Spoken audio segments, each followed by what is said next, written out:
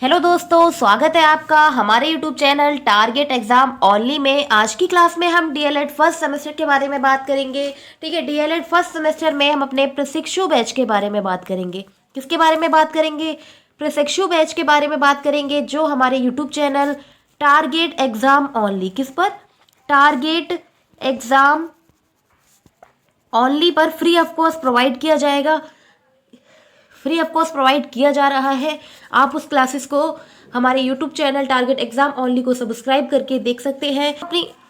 अब हम अपनी क्लासेस का शेड्यूल देख लेते हैं। पहली क्लास होती है सुबह को हमारी 11 बजे, सुबह को 11 बजे होती है हमारी हिंदी की क्लास, जिसमें काजल मैम पढ़ाती हैं आपको हिंदी सब्जेक्ट को। नेक्स्ट क्लास होती है शाम को 4 बजे, यानी कि मेरी क्लास होती है, संस्कृत की क्लास होती है। किसकी क्लास होती है? संस्कृत विषय की क्लास होती है। और लास्ट क्लास होती है आपकी शाम को 6 बजे। रंजीत सर आपको मैथ की क्लास कराते हैं और वो बेसिक से मैथ करा रहे हैं, इसीलिए आप हमारे YouTube channel target exam only को सब्सक्राइब कर लें। क्या करें? टारगेट एग्जाम ओनली को सब्सक्राइब कर लें और बेल आइकन को प्रेस कर ले, जिससे आपको हमारी फ्री क्लासेस के टाइम टू टाइम नोटिफिकेशन मिल सके। ठीक है, आप हमारे YouTube channel target exam only को सब्सक्राइब कर ले फटाफट। अब हम शुरू करते हैं अपनी क्लास। आज का हमारा चैप्टर होगा चैप्टर नंबर 2। क्या होगा? आज हम चैप्टर नंबर 2 पढ़ेंगे। इससे पहले हमने चैप्टर 1 पढ़ लिया है। चैप्टर 1 हमने पढ़ लिया है। अगर आपने मेरी क्लासेस नहीं देखी है तो डिस्क्रिप्शन बॉक्स में मैंने प्लेलिस्ट का लिंक डाल दिया है, आप प्लेलिस्ट के माध्यम से सभी क्लासेस को देख सकते हैं। सभी प्लेलिस्ट बना दी गई है, आप प्लेलिस्ट के माध्यम से सभी क्लासेस को हमारे फ्री बैच को देख सकते हैं। ठीक है, तो आज का हमारा चैप्टर है चैप्टर नंबर 2, जिसका नाम है संज्ञा, लिंग और वचन की जानकारी। क्या है चैप्टर का नाम? क्या है चैप्टर का नाम? है संज्ञा, लिंग, वचन की जानकारी, जिसमें सबसे पहले हम पढ़ेंगे संज्ञा।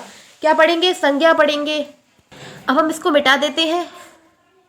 ठीक है, आज हम क्या पढ़ेंगे? संज्ञा को पढ़ेंगे। क्या पढ़ेंगे? संज्ञा को पढ़ेंगे कि संज्ञा क्या होती है, संज्ञा की डेफिनेशन। इसमें हम लिंग की और वचन, इन सब की डेफिनेशन और इनके प्रकार को देखेंगे। तो देखते हैं संज्ञा से क्या आशय है, यानी कि संज्ञा की परिभाषा।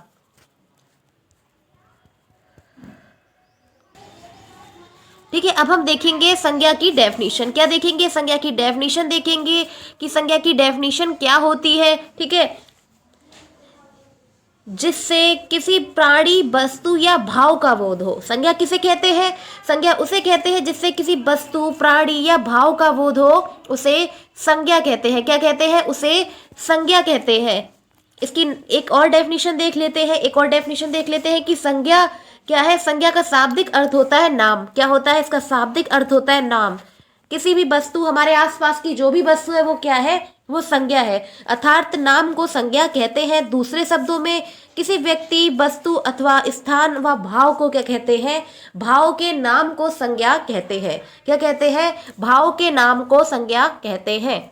अब हम इसको थोड़ा समझा देते हैं कि ये क्या होता है, कि संज्ञा क्या होती है। संज्ञा वो होती है जो हमारे आसपास जो वस्तु है हम देख सकते हैं, वो सभी क्या है? वो सभी संज्ञा है। हमारे आसपास की सभी वस्तुएं, जैसे कोई व्यक्ति है, वस्तु है, स्थान है, ठीक है, जो आसपास की हमारी दीवारें हैं, ठीक है, आसपास की जो हमारी छत है, हमारा कमरा है, ये सभी क्या है? ये सभी संज्ञा है। ये सभी क्या है? ये सभी संज्ञा है। अब हम देखते हैं उदाहरण। ठीक है, अब हम उदाहरण देखते हैं। जैसे उदाहरण के लिए, जैसे प्राणियों के नाम, जैसे मनोज है, रागिनी है, कुत्ता है, भैंस है, टिड्डा, चिड़िया आदि। ये सभी क्या है? अर्थात प्राणियों के नाम। जैसे कि मेरा नाम क्या है? मेरा नाम अंजलि है। ठीक है, मेरा नाम क्या है? मेरा नाम अंजलि है। तो मैं क्या हूँ? मैं भी एक संज्ञा रूप हूँ। आप क्या है? आप भी संज्ञा का एक रूप है। ठीक है, नेक्स्ट देखते हैं वस्तुओं के नाम। जैसे कुर्सी है, पलंग है, मेज है, टीवी, मोबाइल, ये सभी क्या है? ये सभी संज्ञा है। मैंने क्या बताया आपको? मैंने आपको बताया कि जो हम अपने आसपास जो वस्तुएं देखते हैं वो सभी क्या है? वो सभी संज्ञा है। जैसे टेबल है, मेज है, कुर्सी है, साइकिल है, ठीक है, दीवारें हैं, कमरा है, ये सभी क्या है? ये सभी संज्ञा है। इसी प्रकार से नेक्स्ट है हमारा स्थान। नेक्स्ट हमारा क्या है? स्थानों के नाम जैसे लखनऊ है, कानपुर है, भोपाल है, इलाहाबाद है आदि। आप जहाँ रहते हैं वो क्या है? वो भी संज्ञा है। जैसे कि मैं बरेली की हूँ, तो बरेली क्या है? बरेली एक संज्ञा शब्द है। क्या है? एक संज्ञा शब्द है।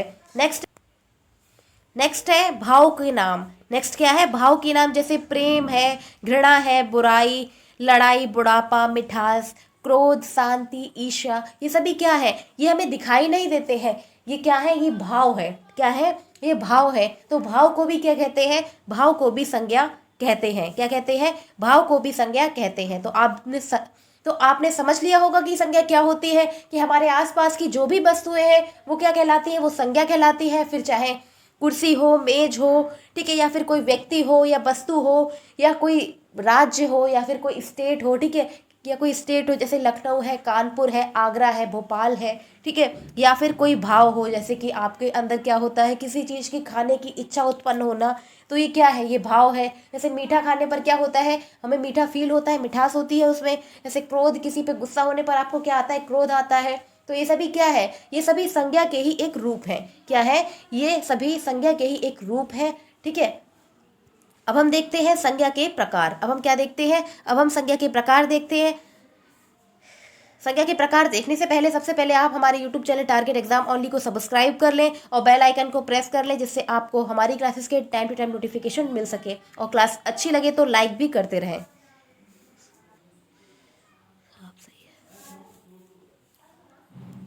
अब हम देखते हैं संज्ञा के भेद। संज्ञा के भेद क्या होते हैं, तो संज्ञा के प्रमुखता 5 भेद होते हैं। कितने भेद होते हैं, 5 भेद होते हैं जो निम्नलिखित हैं। पहला है व्यक्तिवाचक संज्ञा, जिसमें क्या हो, जिसमें किसी व्यक्ति का किसी जिसमें क्या हो, जिसमें किसी व्यक्ति विशेष का बोध हो, जिसमें क्या हो, किसी व्यक्ति विशेष का बोध हो, उसे क्या कहते हैं, व्यक्तिवाचक संज्ञा कहते हैं। नेक्स्ट क्या है, नेक्स्ट है हमारा जातिवाचक संज्ञा, जिसमें किसी जाति विशेष का बोध हो, जैसे कि कक्षा। जैसे कक्षा क्या है, एक जाति है, उसमें विभिन्न प्रकार के लोग रहते हैं, उसमें क्या रहते हैं, विभिन्न प्रकार के लोग रहते हैं, तो कक्षा क्या है, एक जाति है। इसी प्रकार से बालक है, मनुष्य है, ठीक है, भैंस है, बकरी है, ये सभी क्या है, ये सभी एक जाति का बोध कराते हैं। किसका बोध कराते हैं, एक जाति का बोध कराते हैं।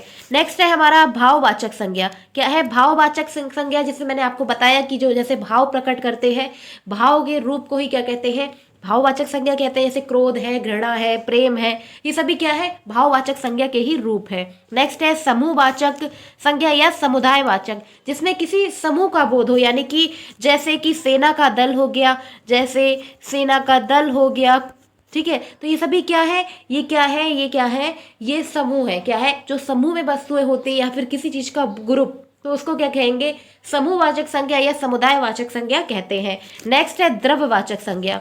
क्या है, द्रव्यवाचक संज्ञा, जिसमें द्रव जैसे कि ठोस, द्रव, गैस हो, ठीक है, जिसमें ठोस, द्रव, गैस हो, जैसे कि है लकड़ी है, सोना है, ठीक है, पानी है, दूध है, तो ये सभी क्या है, ये सभी द्रव्यवाचक संज्ञा है। क्या है, ये सभी द्रव्यवाचक संज्ञा है। तो इसमें अभी हमने क्या जाना, इसमें हमने जाना कि संज्ञा के कितने भेद होते हैं। तो संज्ञा के मुख्य रूप से 5 भेद होते हैं। कितने भेद होते हैं, 5 भेद होते हैं। व्यक्तिवाचक संज्ञा, जातिवाचक संज्ञा, भाववाचक संज्ञा, समूहवाचक संज्ञा और द्रव्यवाचक संज्ञा। अब हम देख लेते हैं इनको विस्तार पूर्वक की संज्ञा के क्या रूप होते हैं, ठीक है, इनकी हम डेफिनेशन देख लेते हैं। अब हम इनके प्रकार की डेफिनेशन देख लेते हैं। तो पहला है हमारा व्यक्तिवाचक संज्ञा। क्या है, पहला है हमारा व्यक्तिवाचक संज्ञा। तो इसकी डेफिनेशन क्या है, इसकी डेफिनेशन है कि जो शब्द किसी विशेष प्राणी, वस्तु या स्थान का बोध कराते हैं, जो शब्द किसी विशेष प्राणी, वस्तु या स्थान का बोध कराते हैं, व्यक्तिवाचक संज्ञा कहलाते हैं। क्या कहलाते हैं, व्यक्तिवाचक संज्ञा कहलाते हैं। जैसे उदाहरण के लिए भगत सिंह, जैसे भगत सिंह, पहाड़, जेल आदि, ठीक है। तो ये सभी क्या है, किसी व्यक्ति विशेष का क्या करा रहे हैं, बोध करा रहे हैं। जैसे और हम देख सकते हैं, जैसे महात्मा गांधी, जैसे महात्मा गांधी। तो इसमें क्या हो रहा है, इसमें क्या हो रहा है, इसमें किसी व्यक्ति विशेष का क्या हो रहा है, बोध हो रहा है। जैसे कि, ठीक है, व्यक्तिवाचक क्या होता है, इसको हम आपको समझा देते हैं कि क्या होता है व्यक्तिवाचक संज्ञा। व्यक्तिवाचक संज्ञा, व्यक्तिवाचक संज्ञा,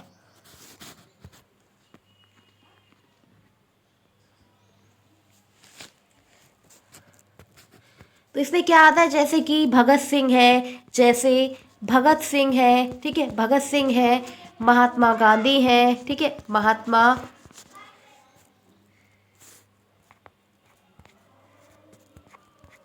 गांधी हैं, ठीक है, महात्मा गांधी हैं। या फिर आपका नाम हो गया, यानी कि जैसे मेरा नाम अंजलि है, जैसे मेरा नाम अंजलि है, तो जो क्वालिटीज मेरे अंदर है वो किसी और के अंदर नहीं होंगी ना, तो अपने आप में विशेष, यानी कि भगत सिंह जो थे उनके जैसा कोई और है नहीं है, इसीलिए वो क्या, इसीलिए ये व्यक्तिवाचक संज्ञा में आते, यानी कि इनकी एक अलग पहचान है। अगर आपको मैं कहूंगी कि भगत सिंह, तो आपको यही समझ में आएगा कि कौन से भगत सिंह की बात कर रहे हैं, जो महान भगत सिंह थे उनके बारे में हम बात कर रहे हैं, स्वतंत्रता सेनानी। कौन थे?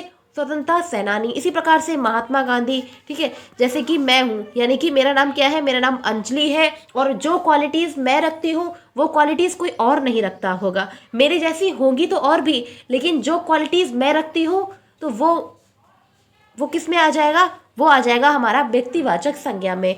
जैसे जैसे लखनऊ शहर, जैसे लखनऊ शहर, ठीक है, लखनऊ शहर क्या है, लखनऊ शहर जैसे और शहर तो नहीं है ना, नहीं है, ठीक है। इसी प्रकार से दिल्ली है, इसी प्रकार से दिल्ली है, आगरा है, ठीक है, दिल्ली है, आगरा है, भगत सिंह है, महात्मा गांधी है, सरोजनी नायडू है, तो ये सभी क्या है, ये किसी व्यक्ति विशेष का क्या कराती है, बोध कराती है, ठीक है, ये किसी व्यक्ति विशेष का बोध कराती है। तो यहाँ पर हमारा क्या हो गया, आपको समझ में आ गया होगा कि व्यक्तिवाचक संज्ञा क्या होती है। तो व्यक्तिवाचक संज्ञा क्या होती है, व्यक्तिवाचक संज्ञा वो होती है जिसमें किसी विशेष, क्या है, किसी विशेष, जिसमें किसी विशेष, जिसमें किसी विशेष प्राणी, वस्तु या स्थान का बोध हो, उसे क्या कहते हैं, व्यक्तिवाचक संज्ञा कहते हैं। क्या कहते हैं, व्यक्तिवाचक संज्ञा कहते हैं। अब हम नेक्स्ट देखते हैं, नेक्स्ट है हमारा जातिवाचक संज्ञा। नेक्स्ट है हमारा क्या है, जातिवाचक संज्ञा। जो शब्द किसी प्राणी, स्थान या वस्तु की जाति का बोध कराते हैं या किसी समूह का बोध कराते हैं तो उन्हें जातिवाचक संज्ञा कहते हैं। उन्हें क्या कहते हैं, उन्हें जातिवाचक संज्ञा कहते हैं। जैसे पुरुष, गेंद, घर इत्यादि। तो ये क्या है, जिसमें किसी प्राणी, वस्तु या स्थान का क्या हो, उसकी जाति का बोध हो। जैसे पुरुष, पुरुष एक जाति है, जैसे पुरुष, पुरुष क्या है, पुरुष एक जाति है, ठीक है, पुरुष क्या है, पुरुष एक जाति है, जिसमें क्या हो रहा है, किसी जाति का बोध हो रहा है। इसमें जितने भी पुरुष हैं, दुनिया के जितने भी पुरुष हैं वो सभी आ जाते हैं। क्या होता है, जिसमें दुनिया के सभी पुरुष आ जाते हैं, तो ये क्या है, एक जाति का बोध कराते हैं। इसी प्रकार से गेंद है, घर है, कुर्सी है, मेज है, ठीक है, तो ये सभी क्या है, ये सभी एक जाति का बोध कराते हैं, ठीक है। या फिर इनमें क्या हो, इनमें ये सभी क्या करते हैं, ये सभी जाति का बोध कराते हैं। अगर यहीं पर गोपाल हो जाता या फिर सोहन हो जाता, यहाँ पर सोहन हो जाता, ठीक है, तो ये किसका बोध कराते, तो ये व्यक्तिवाचक संज्ञा का बोध कराते। किसका बोध कराते, व्यक्तिवाचक संज्ञा का बोध कराते, ठीक है। तो अब आपने समझ लिया हो कि जातिवाचक संज्ञा क्या होती है, तो किसी जाति विशेष का बोध कराती। जैसे पुरुष जाति है, स्त्री जाति है, जैसे कुत्ता, जानवरों में कुत्ता है, ठीक है, घोड़ा है, भैंस है, गाय है, तो ये सभी क्या है, ये सभी जाति का बोध कराती है। ये सभी क्या करती हैं, ये सभी जाति का बोध कराती है, ठीक है। अब हम नेक्स्ट देखते हैं, इसको अब हम मिटा देते हैं। नेक्स्ट देखते हैं, नेक्स्ट है हमारा भाववाचक संज्ञा। नेक्स्ट हमारा क्या है, भाववाचक संज्ञा। तो इसकी डेफिनेशन देखते हैं कि जो शब्द किसी भाव, गुण, दोष, स्वभाव आदि का बोध कराते हैं। क्या होते हैं, जो शब्द किसी भाव, गुण, दोष, स्वभाव आदि का बोध कराते हैं भाववाचक संज्ञा कहलाते हैं। जैसे मिठास है, प्रेम है, क्रोध है, बुढ़ापा है, लड़कपन है, ठीक है, बचपना है, तो ये सभी क्या है, ये सभी किसी भाव का बोध करा रहे हैं। किसका, ये सभी क्या है, ये सभी भाव या गुण या दोष का बोध करा रहे हैं। तो ये क्या है, ये भाववाचक संज्ञा के उदाहरण है। ये क्या है, ये भाववाचक संज्ञा के उदाहरण है। अब हम देखते हैं नेक्स्ट प्रकार हमारा क्या है, नेक्स्ट प्रकार है हमारा समुदायवाचक संज्ञा। नेक्स्ट हमारा क्या है, नेक्स्ट है समुदायवाचक संज्ञा। समुदायवाचक संज्ञा क्या है कि जिन संज्ञा शब्दों से व्यक्ति, वस्तुएं आदि के समूह का बोध हो, जिसमें क्या हो, व्यक्ति, वस्तु आदि के समूह का बोध हो, तो उसे क्या कहते हैं, उसे समुदायवाचक संज्ञा कहते हैं। जैसे सभा, कक्षा, सेना, भीड़, पुस्तकालय, दल। तो ये सभी क्या है, ये सभी समुदायवाचक संज्ञा के उदाहरण हैं। और जैसे जैसे दल हो गया, जैसे दल हो गया, टुकड़ी हो गई, जैसे दल हो गया, टुकड़ी हो गई, झुंड हो गया, क्या हो गया, झुंड हो गया। तो ये सभी क्या है, ये सभी समुदायवाचक संज्ञा के ही उदाहरण है। और क्या हो गया, सेना का क्या हो गया, दल हो गया, ठीक है, सेना का दल हो गया। तो ये सभी क्या हो गए, ये सभी समुदायवाचक संज्ञा के ही उदाहरण है। अब हम इसको मिटा देते हैं। ठीक है, आप समझ चुके होंगे कि समुदायवाचक संज्ञा क्या होती है, कि जिन संज्ञा शब्दों से किसी वस्तु या व्यक्ति के समूह का बोध हो, क्या हो, जिसमें किसी वस्तु या व्यक्ति के समूह का बोध हो, तो उसे क्या कहते हैं, उसे समुदायवाचक संज्ञा कहते हैं। नेक्स्ट देखते हैं, नेक्स्ट है हमारा द्रव्यवाचक संज्ञा। नेक्स्ट हमारा क्या है, द्रव्यवाचक संज्ञा। तो इसकी डेफिनेशन देख लेते हैं। जिन संज्ञा शब्दों से किसी धातु या द्रव्य आदि के पदार्थों का बोध हो। डेफिनेशन को एक बार फिर से देखते हैं कि जिन संज्ञा शब्दों से किसी धातु, द्रव्य आदि पदार्थों का बोध होता है, उन्हें द्रव्यवाचक संज्ञा कहते हैं। जैसे घी, तेल, जैसे घी, तेल, सोना, चांदी, पीतल, चावल, गेहूं आदि। ये सभी क्या है, ये सभी द्रव्यवाचक संज्ञा शब्द के उदाहरण हैं। ठीक है, ये कितने प्रकार के होते हैं, 3 प्रकार, जैसे कि ठोस, द्रव, गैस। ये कितने प्रकार के होते हैं, 3 प्रकार के, ठोस, द्रव और गैस। ठीक है, तो आपके आसपास की जितनी भी गैस है, ठीक है, जैसे नाइट्रोजन है, ऑक्सीजन है, ठीक है, तो ये सभी क्या है, ये सभी द्रव्यवाचक संज्ञा के ही रूप है। अब हम नेक्स्ट देखते हैं। नेक्स्ट है हमारा लिंग। तो अभी हमने क्या देखा, अभी हमने देखा कि संज्ञा की डेफिनेशन देखी कि संज्ञा क्या होता है, संज्ञा की डेफिनेशन देखी, उसके प्रकार देखे कि वह कितने प्रकार का होता है। संज्ञा 5 प्रकार की होती है। व्यक्तिवाचक संज्ञा, जातिवाचक संज्ञा, भाववाचक संज्ञा, पदार्थवाचक संज्ञा और समुदायवाचक संज्ञा। तो व्यक्तिवाचक संज्ञा मैंने आपको क्या बताया कि किसी व्यक्ति विशेष का बोध हो, किसी व्यक्ति विशेष का बोध हो, जिसमें किसी व्यक्ति विशेष का बोध हो, किसी व्यक्ति विशेष का बोध हो, उसे क्या कहते हैं, व्यक्तिवाचक संज्ञा कहते हैं। ठीक है, भाववाचक संज्ञा में जिसमें भाव का बोध हो, जैसे क्रोध है, प्रेम है, घृणा है, ईर्ष्या है, तो ये सभी क्या है, ये सभी भाववाचक संज्ञा के उदाहरण हैं। नेक्स्ट है द्रव्यवाचक संज्ञा। नेक्स्ट क्या है, द्रव्यवाचक संज्ञा। तो इसमें जो ठोस, द्रव, गैस, ये सभी क्या है, ये सभी क्या है, एक द्रव्यवाचक संज्ञा के उदाहरण है। जैसे दूध है, पानी है, वायु है, नाइट्रोजन है, हाइड्रोजन है, लकड़ी है, कोयला है, तो ये सभी क्या है, ये सभी द्रव्यवाचक संज्ञा रूप में आते हैं। नेक्स्ट है हमारा समुदायवाचक संज्ञा। नेक्स्ट हमारा क्या है, समुदायवाचक संज्ञा शब्द। ठीक है, जिसमें समुदाय या जाति का बोध हो, जिसमें समुदाय या जाति का बोध हो, जैसे झुंड है, दल है, टुकड़ी है। ठीक है, तो ये सभी क्या है, ये सभी समुदायवाचक संज्ञा के ही रूप है। हमारा लास्ट क्या बचा, लास्ट हमारा बचा जातिवाचक संज्ञा। लास्ट क्या बचा, जातिवाचक संज्ञा। जातिवाचक संज्ञा, तो जातिवाचक संज्ञा में क्या होता है, जिसमें किसी जाति विशेष का बोध हो, जिसमें किसी जाति विशेष का बोध हो, उसे जातिवाचक संज्ञा कहते हैं। जैसे उदाहरण के लिए, जैसे मनुष्य एक जाति है, ठीक है, मनुष्य एक जाति है, उसी प्रकार से स्त्री है, पुरुष है, तो ये सभी क्या है, ये सभी किसी जाति का ही बोध कराती हैं। नेक्स्ट देखते हैं, अब हम देखते हैं लिंग। अब हम क्या देखते हैं, अब हम देखते हैं लिंग, कि लिंग क्या होते हैं, लिंग क्या होता है, इसकी डेफिनेशन, इसकी परिभाषा देखते हैं। संज्ञा के जिस रूप से किसी व्यक्ति, वस्तु या स्थान के स्त्री या पुरुष होने का बोध होता है, उसे लिंग कहते हैं, उसे लिंग कहा जाता है। डेफिनेशन को एक बार फिर से पढ़ते हैं कि संज्ञा के जिस रूप से किसी व्यक्ति, वस्तु या स्थान के स्त्री या पुरुष होने का बोध हो, उसे क्या कहते हैं, उसे लिंग कहा जाता है। आगे देखते हैं, लिंग का शाब्दिक अर्थ है निशान या चिन्ह। क्या है, लिंग का शाब्दिक अर्थ है निशान या चिन्ह। अतः लिंग उस चिन्ह को कहा जाता है, अतः लिंग उस चिन्ह को कहा जाता है जिससे किसी शब्द का पुरुषवाचक, जिससे किसी शब्द का पुरुषवाचक या स्त्रीवाचक या नपुंसकवाचक या नपुंसकवाचक होना सिद्ध हो, जैसे मित्र, सखा, राधा और राम आदि। तो ये सभी क्या हो गए, ये क्या हो गया, हमारी लिंग की डेफिनेशन हो गई कि लिंग क्या होते हैं। लिंग वो होते हैं जिसमें किसी व्यक्ति, वस्तु या स्थान के स्त्री या पुरुष होने का बोध हो, उसे लिंग कहते हैं। और लिंग का शाब्दिक अर्थ क्या होता है, लिंग का शाब्दिक अर्थ होता है निशान या चिन्ह। क्या होता है, लिंग का शाब्दिक अर्थ होता है निशान या चिन्ह। अतः लिंग उस चिन्ह को कहा जाता है जिसमें किसी शब्द का पुरुष होना या स्त्री होना या नपुंसक होना सिद्ध हो, जैसे मित्र है, सखा है, राम है, राधा इत्यादि। अब हम देखते हैं इसके उदाहरण।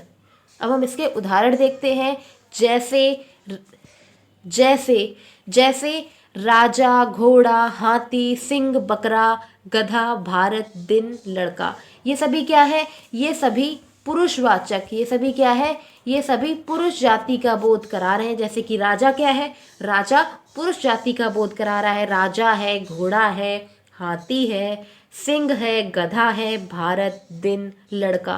तो ये सभी क्या है, ये सभी पुरुष जाति का बोध करा रहे हैं। नेक्स्ट है हमारा लड़की, रानी, घोड़ी, हथिनी, सिंह, बकरी, गधी, लड़का और सीता। तो ये सभी किसका बोध करा रहे हैं, ये सभी स्त्री जाति का बोध करा रहे हैं। किसका बोध करा रहे हैं, ये सभी स्त्री जाति का बोध करा रहे हैं। आगे देखते हैं, पहले वर्ग में लिखे शब्द पुरुष वर्ग का है। मैंने क्या बताया आपको कि ये पुरुष जाति के हैं। तो पहले वर्ग में जो शब्द है वो शब्द क्या है, पुरुष वर्ग का बोध कराते हैं। इन्हें पुल्लिंग कहते हैं। इन्हें क्या कहते हैं, इन्हें पुल्लिंग कहते हैं। दूसरे वर्ग में लिखे शब्द स्त्री जाति का बोध करा रहे हैं, तो उन्हें क्या कहते हैं, उन्हें स्त्रीलिंग कहा जाता है। नेक्स्ट क्या है, आगे देखते हैं। ये निर्जीव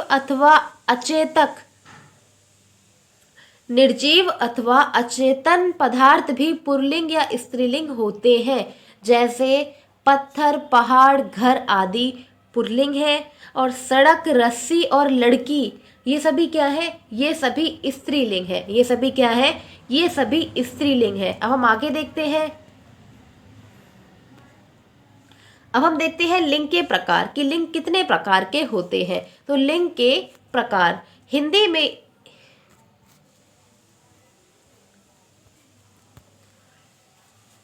हिंदी भाषा में केवल दो ही लिंग में काम चल जाता है। हिंदी भाषा में केवल दो ही लिंग में काम चल जाता है, पुल्लिंग व स्त्रीलिंग। ठीक है, हिंदी में कितने होते हैं, हिंदी में इनकी संख्या होती है 2, पुल्लिंग और स्त्रीलिंग। परंतु संस्कृत में इनकी संख्या होती है 3। पहला है पुल्लिंग, दूसरा है स्त्रीलिंग और तीसरा क्या है, नपुंसकलिंग। क्या है, तीसरा है नपुंसकलिंग। अब हम आगे देखते हैं। संस्कृत में लिंगों का संबंध शब्दों से होता है। किससे होता है, शब्दों से होता है। उन शब्दों के द्वारा व्यक्त होने वाले पदार्थों से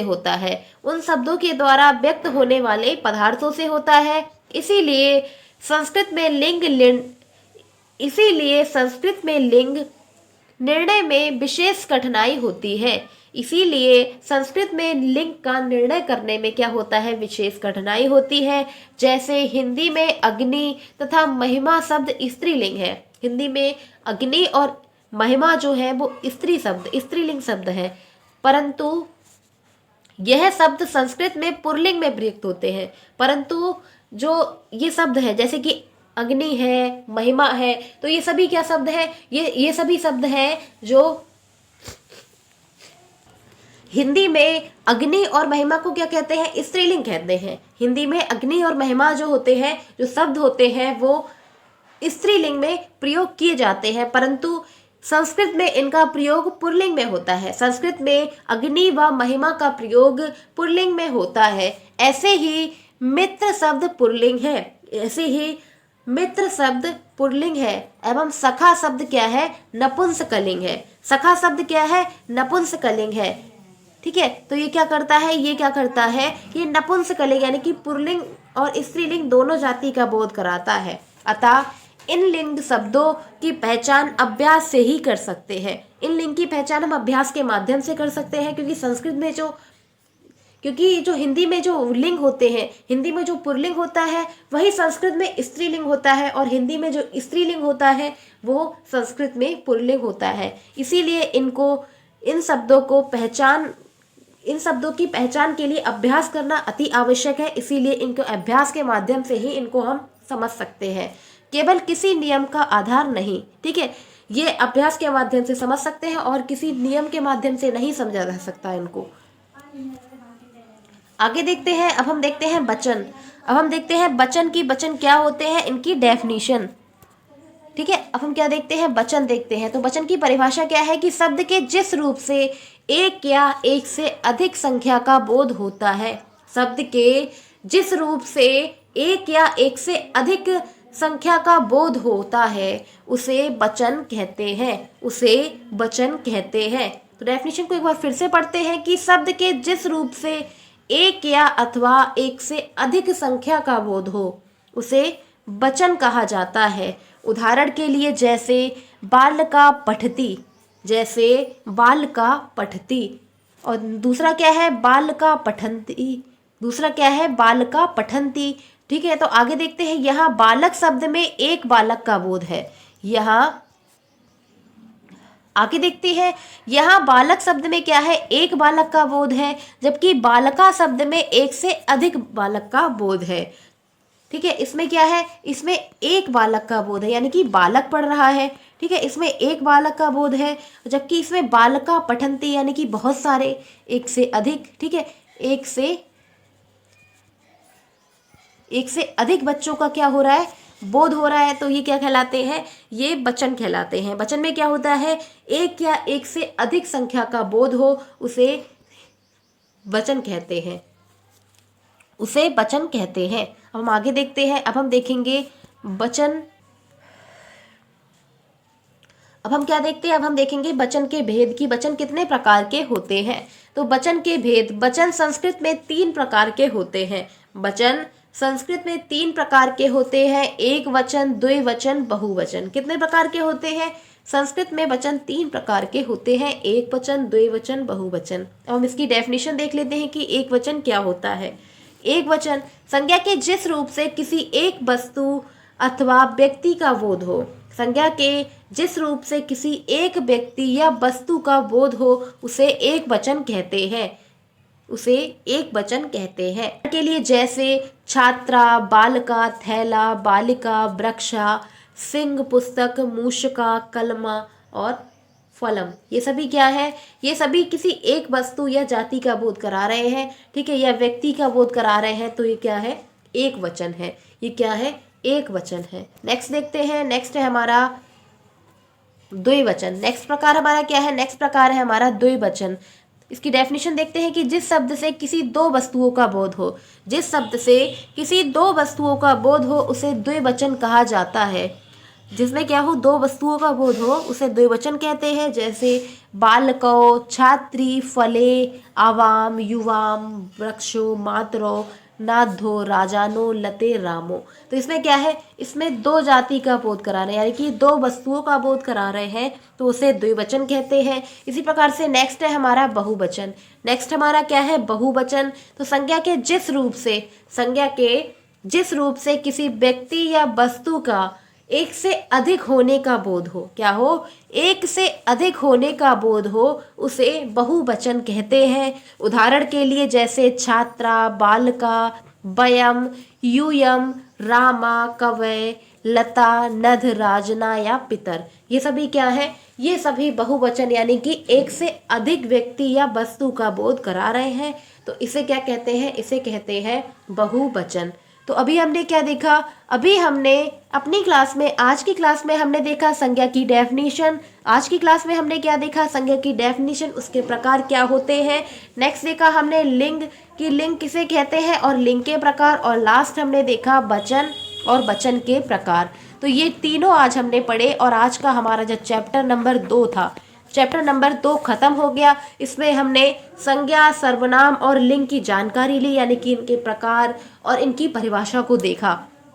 अगर आपने मेरी क्लास नहीं देखी है, अगर आपने मेरी चैप्टर 1 की क्लास नहीं देखी है, तो डिस्क्रिप्शन बॉक्स में मैंने प्लेलिस्ट का लिंक डाल दिया है। आप प्लेलिस्ट के माध्यम से सभी क्लासेस को देख सकते हैं। क्लास अच्छी लगे तो लाइक करें, शेयर करें, सब्सक्राइब करें। Thank you.